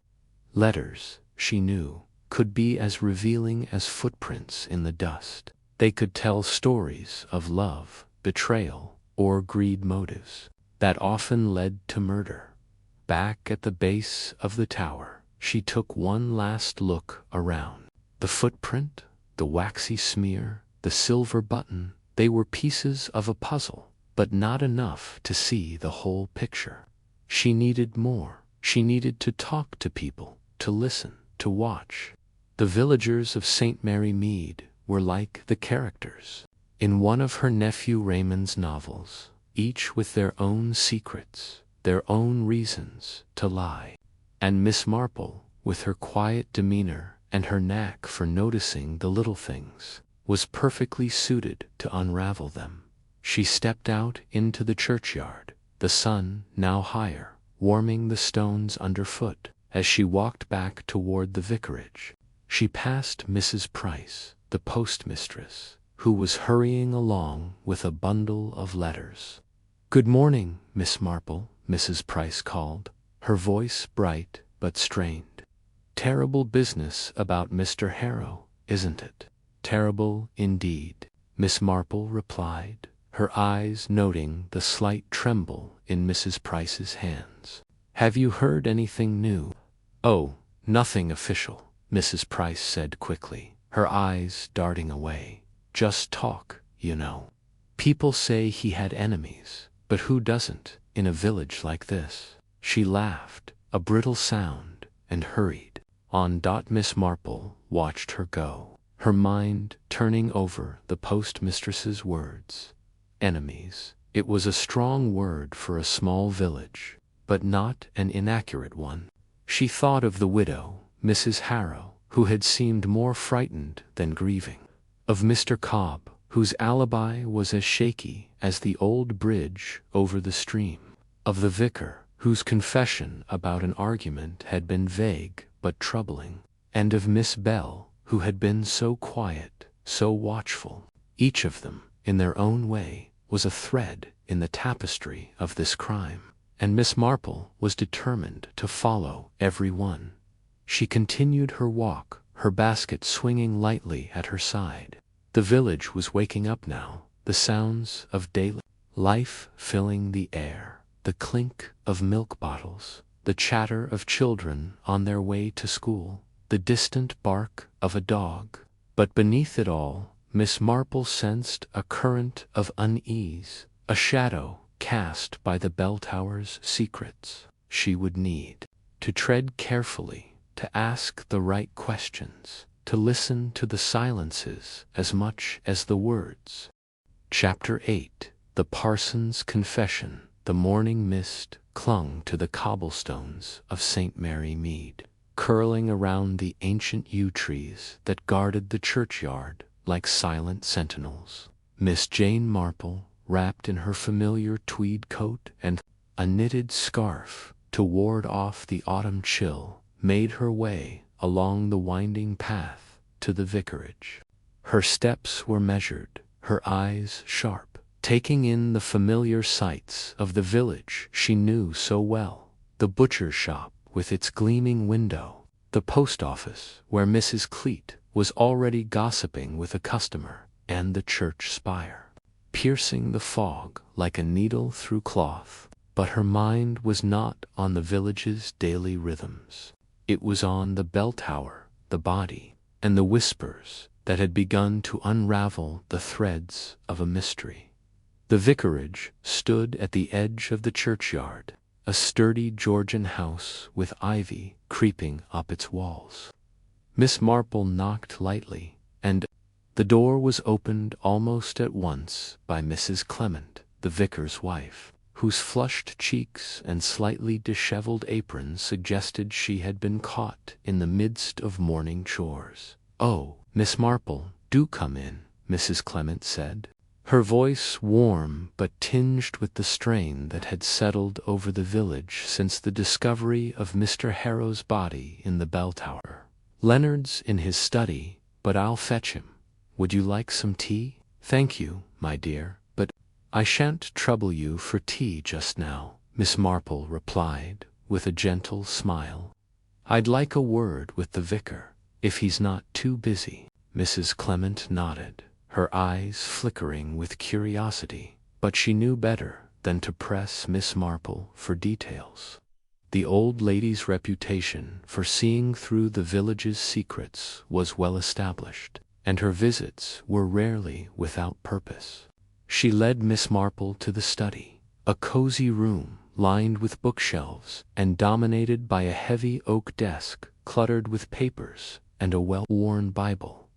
The Reverend Leonard Clement looked up from his desk as Miss Marple entered, his face a mixture of weariness and relief. He was a thin man in his late 50s, with wire-rimmed spectacles and a perpetually earnest expression that made him seem both approachable and slightly out of place in the modern world. He rose to greet her, pushing aside a sermon he had been drafting. "Miss Marple, what a pleasant surprise," he said, though his tone suggested he suspected this was no ordinary social call. "Please, sit down. I'm afraid the village is rather unsettled at the moment." "Indeed it is," Miss Marple said, settling into a cushioned chair opposite the desk. Her eyes, bright and bird-like, studied the vicar for a moment before she continued. "And I'm afraid I must add to your burdens, Mr. Clement. I've come to ask about something rather delicate." The vicar's brow furrowed, and he leaned back in his chair, his hands clasped tightly on the desk. "Delicate," he echoed. "Is this about Mr. Harrow?" Miss Marple nodded, her expression serene but unyielding. "I understand you may have witnessed something, perhaps an exchange, that could shed light on his death. I don't wish to pry, but in matters like these, even the smallest detail can be significant." The vicar hesitated, his gaze drifting to the window where the mist pressed against the glass. For a moment he seemed to wrestle with himself, his lips parting as if to speak, then closing again. Miss Marple waited patiently, her hands folded in her lap, her demeanor as calm as a still pond. She had learned long ago that silence was often the best tool for coaxing out truths. At last, the vicar sighed, his shoulders slumping. "You're quite right, Miss Marple," he said quietly. "I did see something, though I've been reluctant to speak of it.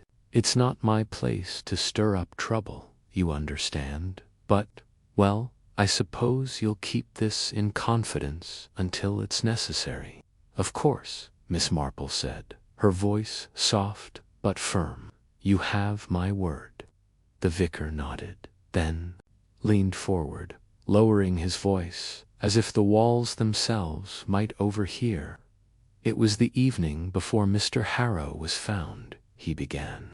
"I was in the church, tidying up after evensong. It was late, nearly dusk, and I thought I was alone. But as I was locking the vestry, I heard raised voices coming from the churchyard near the lich gate." Miss Marple's eyes narrowed slightly, but she said nothing, letting the vicar continue. "I didn't mean to eavesdrop," he said, his fingers fidgeting with the edge of his blotter. "But the voices were loud enough to carry, and I recognized one of them as Mr. Harrow's. He was arguing with someone quite fiercely, I might add. I couldn't catch every word, but it was clear they were at odds over money." "Money," Miss Marple repeated, her tone thoughtful. "Did you recognize the other voice?" The vicar hesitated again, his gaze dropping to his hands. I believe it was Mr. Grayson," he said at last. "Henry Grayson, the solicitor. He's been a pillar of the village for years, as you know, but I've always thought there was something guarded about him." Miss Marple nodded, her mind already turning over this new piece of information. Henry Grayson was indeed a prominent figure in St. Mary Mead, a man whose polished manners and sharp legal mind had earned him respect, if not always affection. He was the sort who seemed to know everyone's business, yet revealed little of his own. The idea of him arguing with the reclusive Mr. Harrow was intriguing, to say the least. "Did you hear anything specific about the nature of their disagreement?" Miss Marple asked. The vicar shook his head. "Only fragments. Something about a debt, or perhaps an investment gone wrong. Mr. Harrow was quite heated. He said something about not standing for it any longer, and exposing the truth." Mr. Grayson told him to keep his voice down, that they'd sort it out privately. Then they moved off, and I couldn't hear any more. Miss Marple's lips pursed slightly, a sign that her mind was working rapidly. "And you didn't think to mention this to Inspector Craddock?" she asked, her tone gentle but probing. The vicar flushed. "I should have, I know, but Mr. Grayson is a churchwarden, a man of standing. I didn't want to cast suspicion without evidence, especially when I only overheard part of the conversation, and, well, I suppose I hoped it wasn't relevant." Miss Marple gave him a small, understanding smile. "But sometimes the truth must come to light, however uncomfortable it may be. Tell me, Mr. Clement, did you notice anything else that evening? Anything unusual in the church or the churchyard?" The vicar frowned, his brow creasing as he thought back. "Well, now that you mention it, there was something odd. After the argument, as I was locking up, I noticed the door to the bell tower was slightly ajar. I thought perhaps one of the bell ringers had forgotten to lock it, but when I checked, it was secure from the inside. I didn't think much of it at the time, but now—" Miss Marple's eyes gleamed with interest. "The bell tower door," she murmured, most curious. "And you're certain it was secure when you checked?" "Yes, quite certain," the vicar said. "I pushed it shut myself and heard the latch click." Miss Marple nodded, filing this detail away alongside the others. The bell tower, with its locked door and tampered rope, was at the heart of this mystery, and every new piece of information seemed to circle back to it. She rose from her chair, smoothing her skirt with a practiced gesture. "Thank you, Mr. Clement," she said. "You've been most helpful. I shan't take up any more of your time." The vicar stood as well, looking both relieved and uneasy. "You'll be discreet, won't you, Miss Marple? I'd hate to think I've caused trouble for Mr. Grayson unnecessarily." "Discretion is my watchword," Miss Marple assured him, her smile as reassuring as it was enigmatic. "But justice must have its way, you know." She left the vicar and stepped back into the mist, her mind buzzing with possibilities. The argument between Mr. Harrow and Henry Grayson was a significant clue, one that suggested motives far deeper than the village gossip had yet uncovered. Money, debts, threats of exposure, these were the threads of a tapestry that was slowly coming into focus. And the bell tower door, left ajar but locked from within, hinted at someone's presence in a place they shouldn't have been. As she walked back toward her cottage, Miss Marple passed the churchyard, where the bell tower loomed like a shadow. In the fog, she paused, her gaze lingering on the ancient stone structure. It was a place of secrets, she thought, and secrets had a way of clinging to old places like cobwebs. She would need to visit the bell tower again, perhaps with Inspector Craddock, to see what else it might reveal.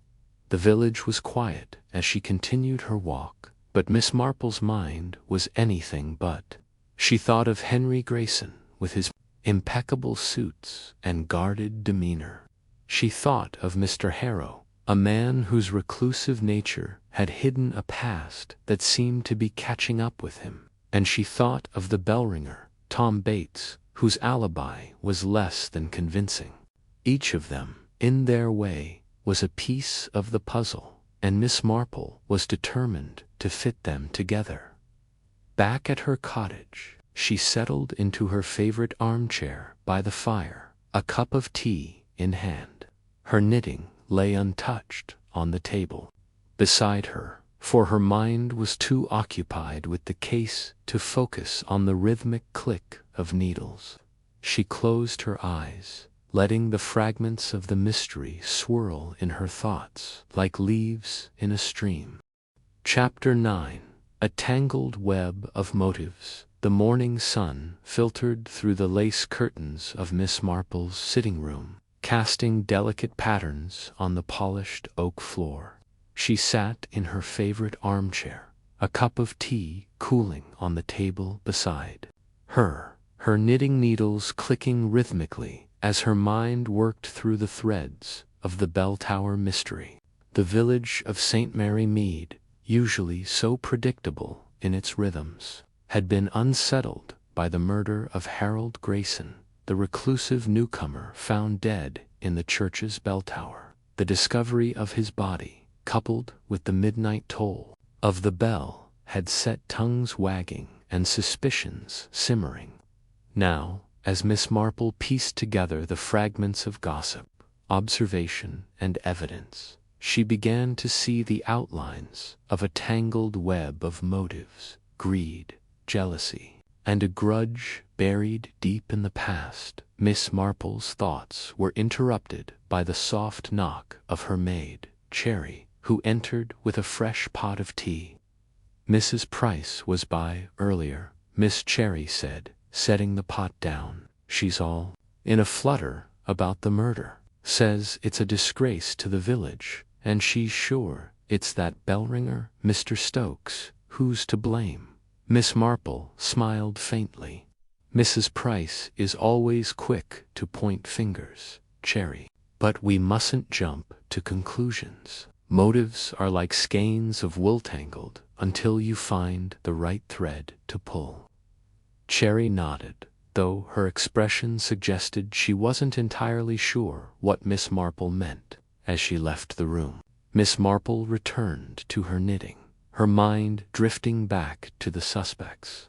Harold Grayson had been an outsider, arriving in St. Mary Mead only 6 months prior, with little known about his past save for rumors of a fortune made in London and a life left behind under murky circumstances. His aloof manner and reluctance to engage with the village had done little to endear him to its residents, but it was the nature of his death strangled, with the bell rope tampered and the tower door locked from the inside, that suggested a crime of deep personal malice. Miss Marple considered the widow, Mrs. Eleanor Grayson, whose evasive answers during their conversation the previous day had been telling. Eleanor's nervous fidgeting and refusal to meet. Miss Marple's eyes, when asked about her husband's business dealings, hinted at secrets she was desperate to keep. Then there was Amos Stokes, the bell-ringer, whose gruff demeanor and inconsistent alibi had drawn suspicion. The faint footprint Miss Marple had found in the bell tower dust a woman's shoe, too small for Stokes complicated matters further.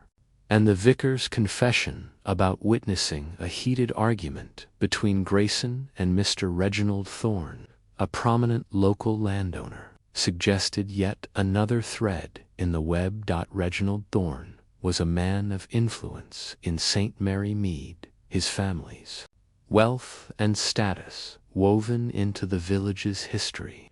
Yet Miss Marple's sharp memory recalled a scandal from decades ago, when Thorne's father had been swindled in a business deal gone sour. Could Harold Grayson's arrival have stirred old resentments? The possibility of a grudge, long buried, intrigued her. And then there was the matter of greed. Grayson's wealth, rumored to be considerable, had drawn attention from several quarters, including Mrs. Clara Henshaw, the village shopkeeper, who had been overheard complaining about unpaid debts Grayson owed her. Miss Marple set her knitting aside and reached for her notebook, a small, leather-bound volume where she jotted down her observations. She began to list the motives she had uncovered. Eleanor Grayson, fearful of her husband's secrets being exposed, possibly tied to his financial dealings or a personal betrayal. Amos Stokes, his alibi was shaky, was well known. Reginald Thorne, a potential grudge linked to a past scandal, possibly involving Grayson or someone connected to him. Clara Henshaw. Financial strain from Grayson's unpaid debts, coupled with her sharp temper, made her a plausible suspect. As she wrote, Miss Marple's thoughts turned to the old letters mentioned by Mrs. Price during the vicarage tea. The gossip had been vague, but it suggested Grayson had been sorting through a box of correspondence shortly before his death. Could those letters hold the key to his past and to the motive for his murder? Miss Marple resolved to investigate further, but first she needed to speak with the suspects again, to observe their reactions and tease out the truth. She decided to begin with Eleanor Grayson.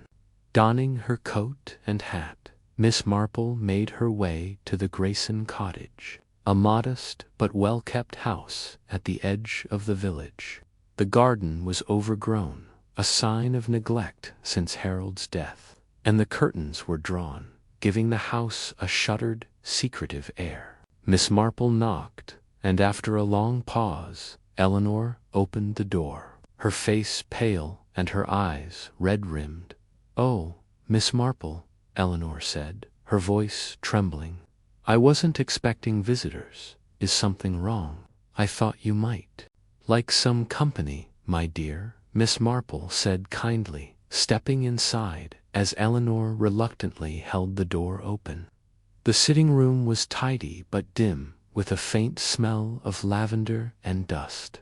Miss Marple noted a stack of unopened letters on the sideboard, their edges yellowed with age. They sat, and Miss Marple steered the conversation gently, asking about Eleanor's plans now that she was alone. Eleanor's answers were short, her hands twisting in her lap. When Miss Marple mentioned the old letters, Eleanor's expression tightened. "Harold was always going through those," she said quickly. "Just old business papers, nothing important." But Miss Marple's keen eyes caught the flicker of unease in Eleanor's gaze. "It's curious, isn't it, how the past can come back to haunt us," she said lightly. "I remember a case in St. Mary Mead years ago, a man who kept letters that proved his ruin. People do hold on to such things, don't they?"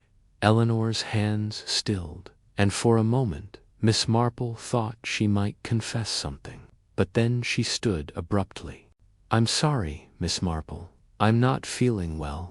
Perhaps another time." Miss Marple nodded, her expression serene. "Of course, my dear, you must rest."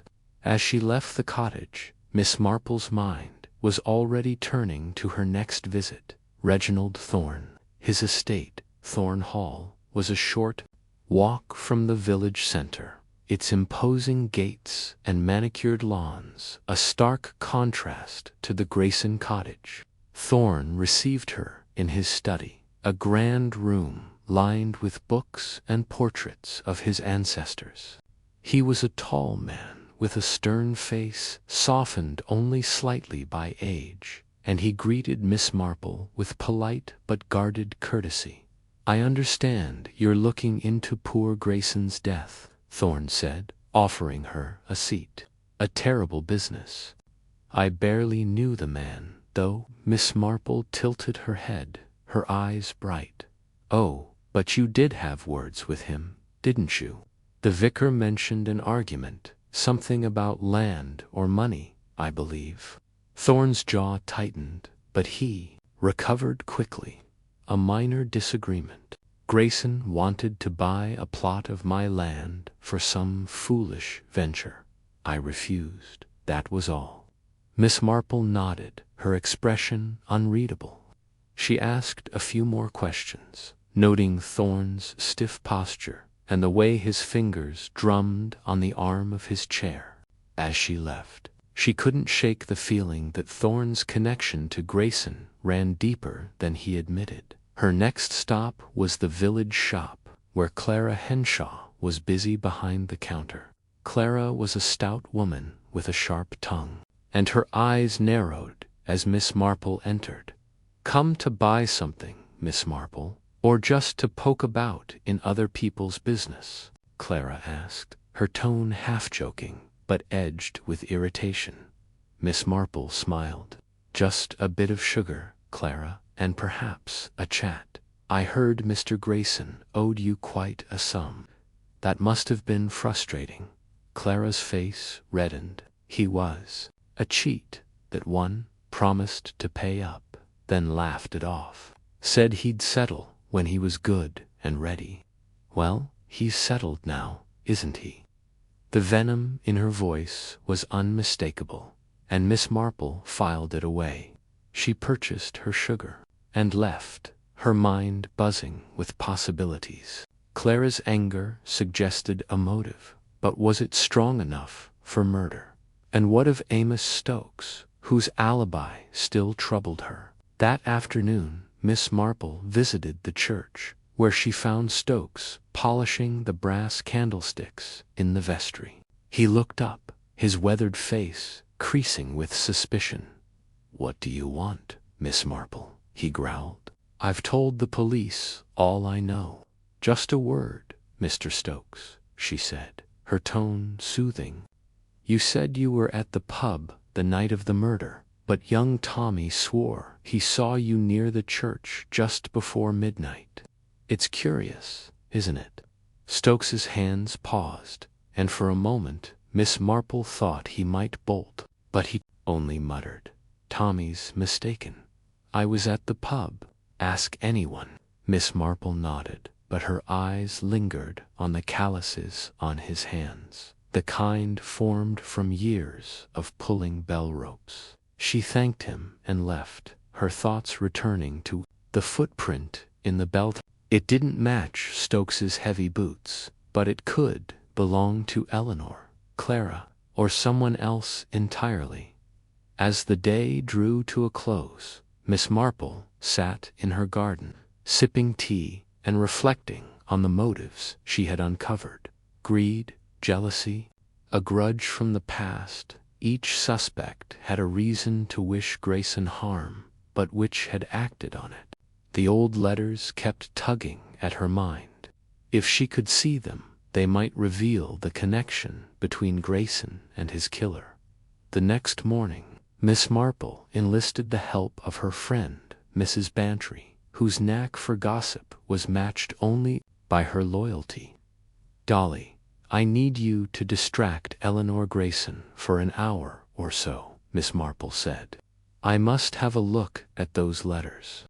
Chapter 10. The Hidden Ledger. The morning mist clung to the cobblestones of St. Mary Mead, weaving a delicate veil over the village as Miss Jane Marple stepped out of her cottage. Her black lace-up shoes tapped lightly on the path, her knitted shawl pulled snugly around her shoulders. The air was crisp, carrying the faint scent of damp earth and the distant chime of the church bell, a reminder of the grim discovery that had unsettled the village.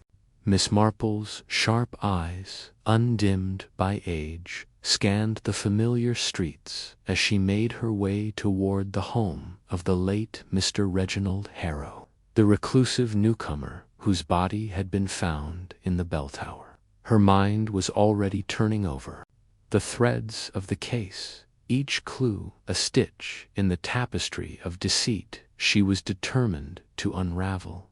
The village had been abuzz since the murder, with whispers of suspicion trailing every conversation like smoke.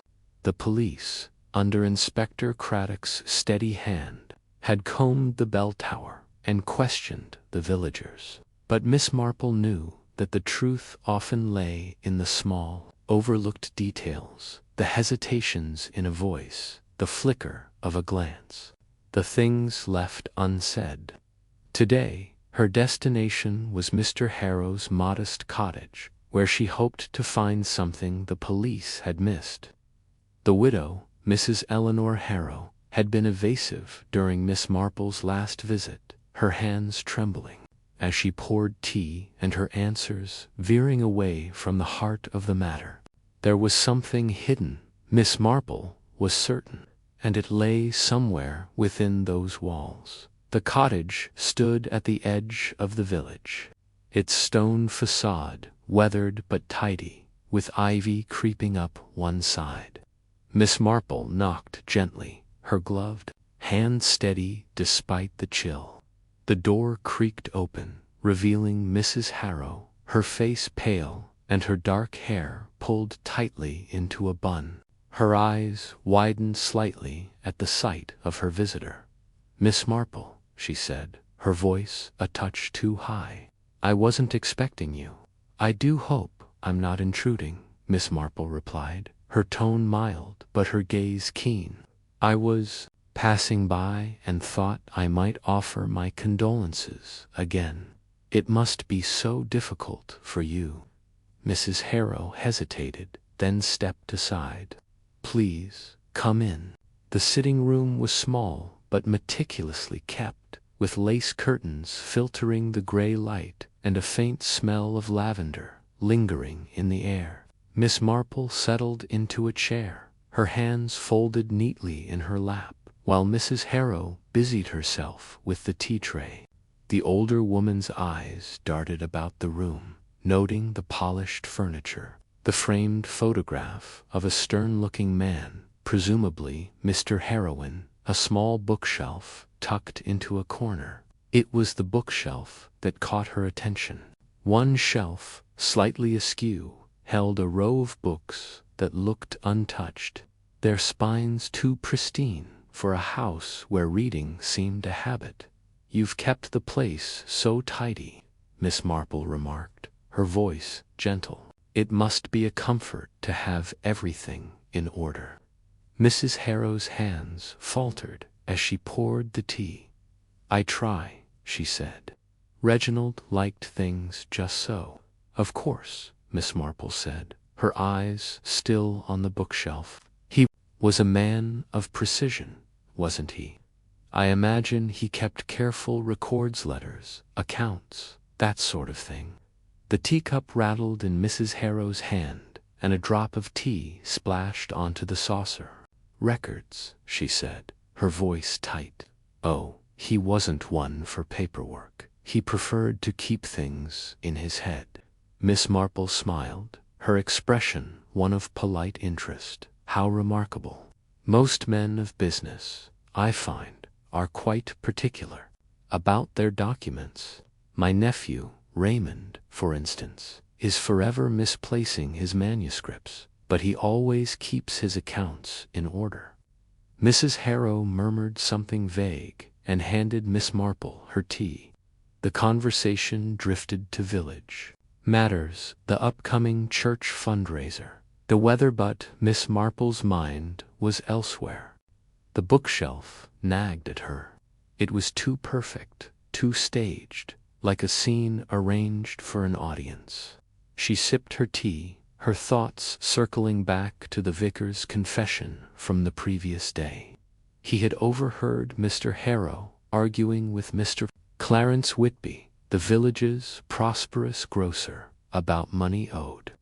The argument had been heated, the vicar said, with Mr. Harrow accusing Mr. Whitby of deceit. Could there be a record of that debt, hidden somewhere in this very room? As Mrs. Harrow excused herself to fetch more sugar, Miss Marple rose quietly and approached the bookshelf. She ran a finger along the spines, noting their uniformity. One book, a worn copy of a guide to English wildflowers, felt oddly heavy. She tilted it forward, and with a soft click, a panel behind the shelf slid open, revealing a narrow compartment. Inside was a slim, leather-bound ledger, its edges frayed but its pages intact. Miss Marple's heart quickened. She slipped the ledger into her handbag just as Mrs. Harrow returned, her face tightening at the sight of Miss Marple near the bookshelf. "Is everything all right?" Mrs. Harrow asked, her voice sharp. "Oh, quite," Miss Marple said, her tone airy. "I was just admiring your collection. Such a charming assortment." Mrs. Harrow's smile was strained, but she said nothing more. Miss Marple finished her tea, made her excuses, and left the cottage, the ledger a reassuring weight in her bag. She walked briskly back to her own home, her mind alight with possibilities. The ledger, she was certain, held the key to Mr. Harrow's death, a record of his dealings, his enemies, and perhaps the motive for his murder. Back in her sitting room, Miss Marple settled into her armchair, a cup of tea at her side, and the ledger open before her. The pages were filled with neat, precise handwriting, detailing transactions, dates, and names. Most were mundane payments for coal, a tailor's bill, but others caught her eye. There were entries marked with initials, CWETLB, beside. Each were sums of money, some with notes like repayment delayed or disputed. One entry, dated a month before Mr. Harrow's death, stood out, CW £500, withheld, threatened exposure. Miss Marple's lips pursed. CW could only be Clarence Whitby, the grocer.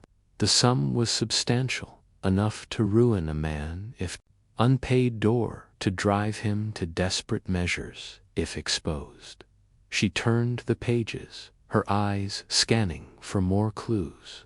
Another entry, under ET, noted a loan of £200, with the cryptic addition, "knows too much." ET, she mused, could be Eliza Turner, the village seamstress, who had been unusually quiet at the vicarage tea.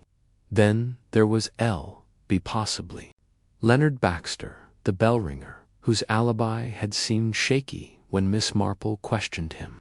The ledger painted a picture of a man entangled in a web of financial dealings, some legitimate, others less so. Mr. Harrow, it seemed, had been lending money at high interest, perhaps even blackmailing those who couldn't pay.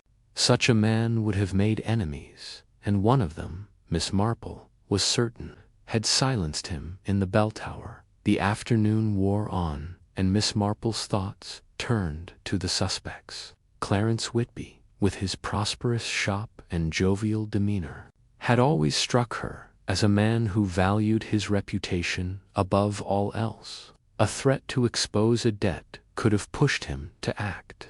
Eliza Turner, quiet and unassuming, might have been hiding her own secrets, perhaps something Mr. Harrow had uncovered and used against her. And Leonard Baxter, the bell-ringer, had access to the tower and a temper that flared when questioned.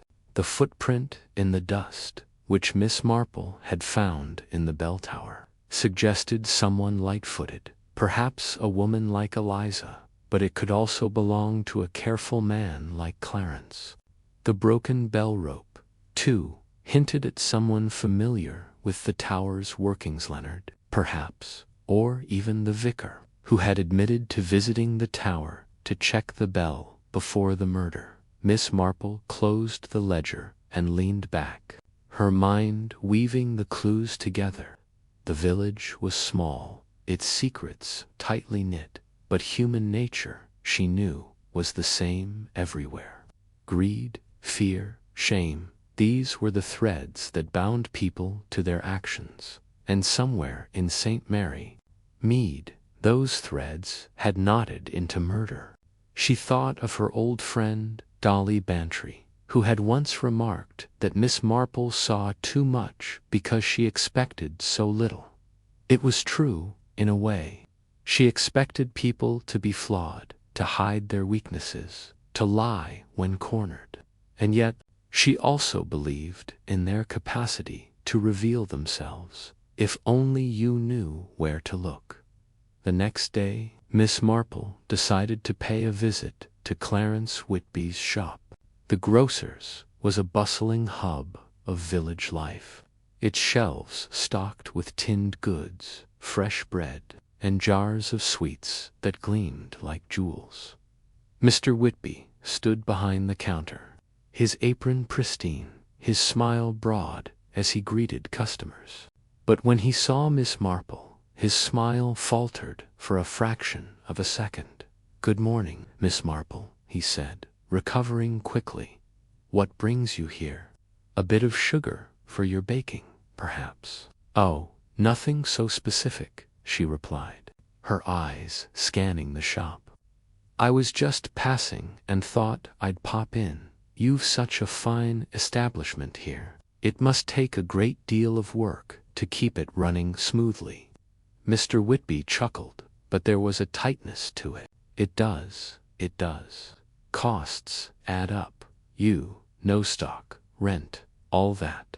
"I can imagine," Miss Marple said, her tone sympathetic. "It must be difficult when payments are delayed, or when someone doesn't settle their accounts." His hands stilled on the counter, and for a moment the shop seemed to hold its breath. "Oh, most folks are good for it," he said, his voice a touch too hearty. "Just a matter of time." "Of course," Miss Marple said, her smile unwavering, "though I suppose some debts are more complicated than others. I heard poor Mr. Harrow had quite a few accounts about the village."